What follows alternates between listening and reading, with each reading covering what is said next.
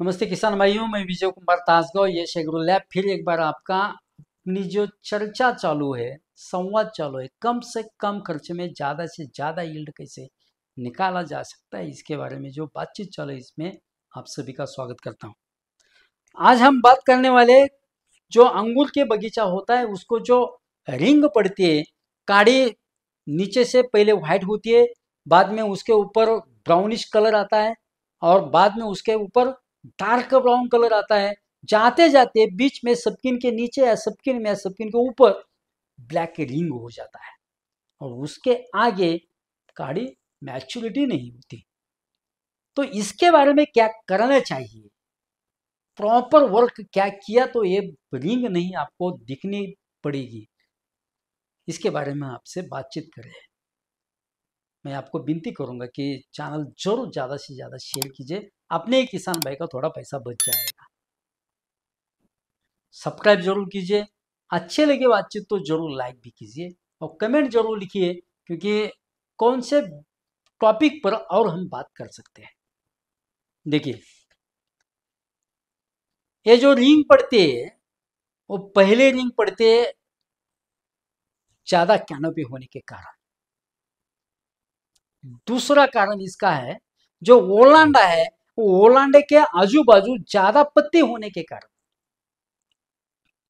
तीसरा कारण इसका है, उसको हम माइक्रो क्लाइमेट बोलते हैं। माइक्रो क्लाइमेट अगर हमारे बगीचे में हो जाएगा, वो पेड़ के नीचे हो जाएगा, पेड़ के जो ओलांडे होते हैं ओलांडे के आजू बाजू अगर माइक्रो क्लाइमेट हो जाएगा तो भी रिंग कलर पड़ती है। चौथा कारण है, जो पोटैश और कैल्शियम और सल्फर की ज्यादा डिफिशियंसी होगी तो भी आपको रिंग पड़ेगी। पांचवा कारण है, जो एक्टिव रोड जोन है वो ज्यादा अगर खत नहीं ऊपर नहीं भेजेगा, क्लाइमेट अगर खराब हो जाएगा, दिन ब दिन बारिश बढ़ती जाएगी, रेस्पिरेटरी सिस्टम अच्छी नहीं काम कर रही, व्हाइट रूट जोन अच्छा नहीं काम कर रहेगा होगा, तो भी ये रिंग पड़ती है। तो इसके बारे में क्या काम करना चाहिए वो मैं आपसे अभी शेयर कर रहा हूँ। फिर एक बार आपको बोलता हूँ कि चैनल जरूर शेयर कीजिए, हमारे किसान भाई का पैसा बचना ही चाहिए, कौन सी भी हालत में बचना चाहिए।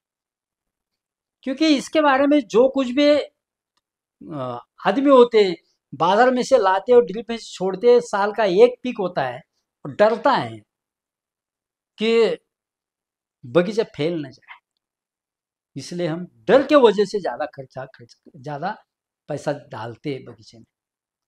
वो डर निकलना चाहिए। डर निकालने के लिए साइंटिफिक बातें आपको मालूम होना चाहिए और अभ्यास होना चाहिए, जिसका ट्रेनिंग भी लेना चाहिए। हम ट्रेनिंग भी देते हैं, इसका हमारा एक ऐप भी है, वो भी ऐप भी आप ले सकते हैं। जिसके बुक्स है वो बुक्स भी आप ले सकते हैं। हमारे व्हाट्सएप ग्रुप पर ही आप ज्वाइन हो सकते हैं। जितना हो सकता है अंगूर के बारे में वो हम सब आपको ऐसा ही दे रहे हैं। देखिए, इसको क्या करना चाहिए। पहला काम करना है, वो जो ओलांडा है, ओलांडे के आजू बाजू की पूरा पत्ती निकालना है, नीचे के 2 3 4 जो कुछ भी है, वहां जो माइक्रो क्लाइमेट होगा वो पूरा डिस्टर्ब कर देना है। जो कुछ भी हवा आएगी तो बाहर निकलने आराम से होनी चाहिए। हमारा जो घर होता है, अगर उसको खिड़कियां बड़ी हो तो हमें अंदर बदबू नहीं आती, अच्छी हवा हमें मिलती है। वैसा ही बगीचे का ये, जो बगीचे के जो पत्ते हैं उसको भी अच्छी हवा मिलनी चाहिए, धूप में रहकर भी। इसलिए ओलांडे के आजू बाजू, ओलांडे के नीचे की जो कुछ भी पत्ते है वो हमें लेबर लगाकर निकालना है। पहला काम ये कर देना है। और ये कितना काम करेगा? 90% काम करेगा आपके बगीचे में रिंग न बढ़ने का। शायद मुझे लगता है आपको कभी ये किसी ने बताया भी नहीं होगा, खाली स्प्रे करने के लिए बताया होगा। स्प्रे से कुछ नहीं होगा। मैं हर बार बोलता हूं, अगर खेती करना है, अगर खेती करना है तो मेहनत करने की मानसिकता रखो। मेंटेलिटी कैसी रखो? हमें बगीचे में काम करने की मेंटेलिटी रखनी चाहिए। इसलिए पहला का वर्क कौन सा करना है, बगीचे का वोलांडे के आजू बाजू जो कुछ भी माइक्रो क्लाइमेट कर हुआ है वो माइक्रो क्लाइमेट हमें डिस्टर्ब करके अच्छा क्लाइमेट रख देना है, पहली बात।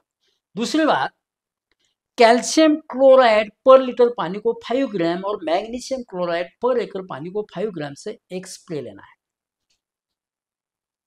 बीच में क्या करना है, जमीन में से सल्फेट ऑफ पोटेश 5 kg और सल्फर 1 kg ड्रिप में से छोड़ देना है। तभी क्या करना है, हमें पत्ती निकालना है पर एकड़, हर एक झाड़ की एक पत्ती निकालना, ऐसा कम से कम 100 पत्ती निकालना, ऐसे काड़ी के ही निकालना, जहां रिंग पड़ रही है वो देखना, वैसी काड़ी की एक रिंग निकालना और हमें 100 पत्ती और डेट दोनों क्या करना है, हमारी प्रयोगशाला में चेकिंग करने के लिए देना है। तो हम उसके ऊपर जो कुछ भी है स्प्रे या ड्रिप में से देना है वो बराबर निकाल कर देंगे, आपको कितना छोड़ना पड़ता है। बाद में पोटेशियम डाइऑर्थोफॉस्फेट, उसको हम पीडीएच बोलते हैं, पर लीटर पानी को 5 ग्राम और बोरिक एसिड पर लीटर पानी को 2.5 ग्राम, यानी 2.5 ग्राम हमें स्प्रे कर देना है। उसमें हमने सल्फर डाल दिया तो भी बहुत अच्छा होगा। बस अगर आपने इतना काम कर दिया तो आपकी रिंग पड़ने का चांसेस बहुत कम होगा। देखिए, इसमें ज़्यादा खर्चे की बात नहीं है। अगर आपकी ज़मीन चुनकड़ हो तो इसमें ज़्यादा प्रॉब्लम आता, तो हमें क्या करना है, सल्फ्यूरिक एसिड का भी थोड़ा सा ड्रिप में से पर एकड़ को कम से कम 3 लीटर H2SO4 यानी कि सल्फ्यूरिक एसिड हमें ड्रिप में से देना है। उसी वक्त हमें KSB पर एकड़ कम से कम 3 लीटर या ज़्यादा से ज़्यादा 5 लीटर ड्रिप में से देना है। आपके बगीचों को बहुत अच्छा रिजल्ट मिलेगा। और एक फिजिकल वर्क करना है, कौन सा, खाली ज़्यादा काम नहीं, खाली एक कैंची लेना है, बगीचे में घूमना है, घूमते घूमते जहां जहां ज्यादा काड़ी है, जहां ज्यादा ज्यादा ज्यादा गर्दी हुआ है, कॉम्पैक्ट हुआ है, वहां की एक काड़ी निकाल कर फेंक देना है। जो काड़ी छोटी रही है, बड़ी काड़ी है अच्छी है रख दो, लेकिन छोटी काड़ी है वो निकालना है। यानी कि बगीचे में साफ सुथरा क्लाइमेट होना चाहिए। बस अगर आपने इतना काम कर दिया तो मैं 100% आपको बोलता हूँ कि आपके बगीचे में बोट्रैटिस नहीं होगा। उसके क्या बोलते हैं, बोट्रैटिस बोलते हैं। कितना सादा काम है, इसमें खर्च पैसे की जरूरत ही नहीं है, ज़्यादा पैसा डालने की जरूरत ही नहीं। हमें क्या करना है, खाली वर्क करना है।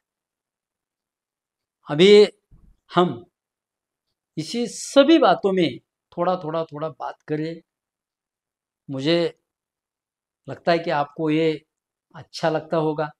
कम से कम खर्चे में हम जो ज़्यादा यील्ड निकालने के बारे में जो बात करें। देखिए किसान भाई, किसान एक ऐसा वर्ग है जो देश की खरी खुरी सेवा करता है।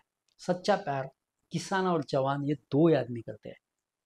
उस किसान की सेवा करने में जो हमारे जो मिलते हैं हम उसको भाग्यवान बोलते हैं। वो भाग्य हमें मिल रहा है, ये मेरी खुशकिस्मती है।